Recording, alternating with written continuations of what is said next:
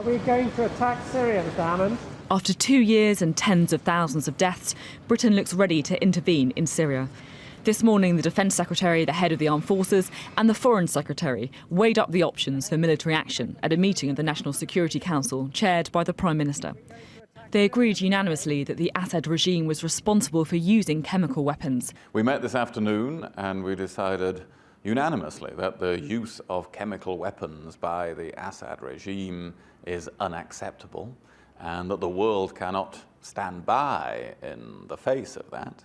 The Cabinet will meet tomorrow to discuss the United Kingdom's response, and of course, as you know, the Prime Minister will present the government's case to Parliament tomorrow as well. Last out of the door was the Attorney General Dominic Grieve, who's in charge of making sure any intervention is legally sound. A Downing Street spokesman confirmed the resolution will be put to the 5 permanent members of the UN Security Council later today.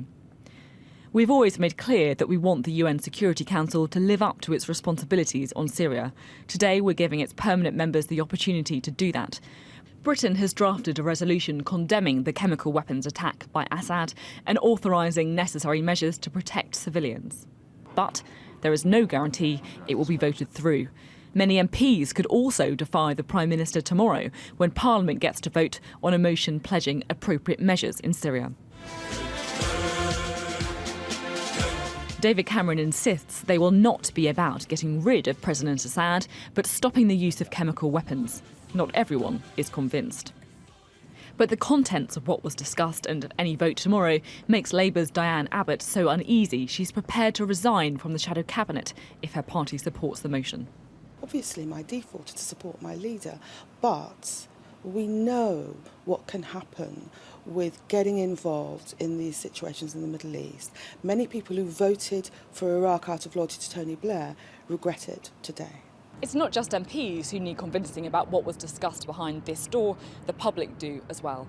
And a YouGov poll in today's Sun shows that just 25% of people support military strikes in Syria.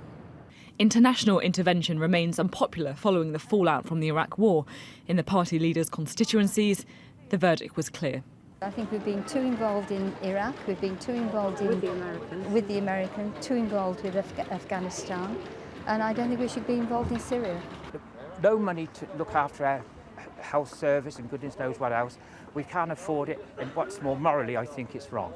The images are just horrendous, but how much can one prevent? What can one do to prevent that happening now that won't just kill millions more? To be honest, I think the UN should be allowed to investigate further and go from there, really. Syrian diplomats have long been expelled from the UK, but politicians are still unclear about how to solve a very complex conflict. Sophie Ridge, Sky News in Westminster.